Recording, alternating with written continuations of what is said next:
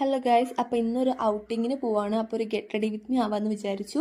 അപ്പോൾ ഞാൻ വന്നിട്ട് ഈ ഒരു ഡ്രസ്സൊക്കെ ചേഞ്ച് ചെയ്ത് വന്നതിന് ശേഷം ഫേസിലേക്ക് അപ്ലൈ ചെയ്യുന്നത് അലോവേര ജെല്ലാണ്.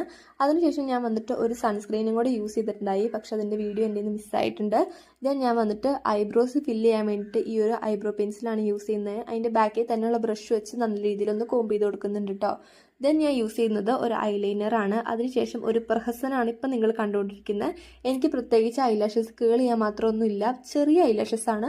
പക്ഷേ എങ്കിലും ഇത് കയ്യിലുള്ളതുകൊണ്ട് വെറുതെ ഒന്ന് യൂസ് ആക്കുന്നതെന്ന് മാത്രം.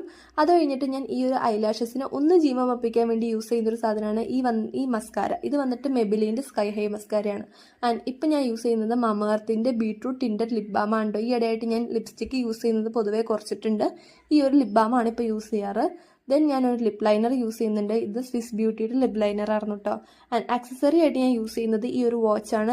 ഒരു പെർഫ്യൂമും കൂടെ യൂസ് ചെയ്തു. എനിക്ക് അത്യാവശ്യം സാധനങ്ങൾ ക്യാരി ചെയ്യാൻ ഈ ഒരു ബാഗും കൂടെ എടുത്തിട്ടുണ്ട്. അപ്പോൾ അത്രേ ഉള്ളൂ. ബൈ.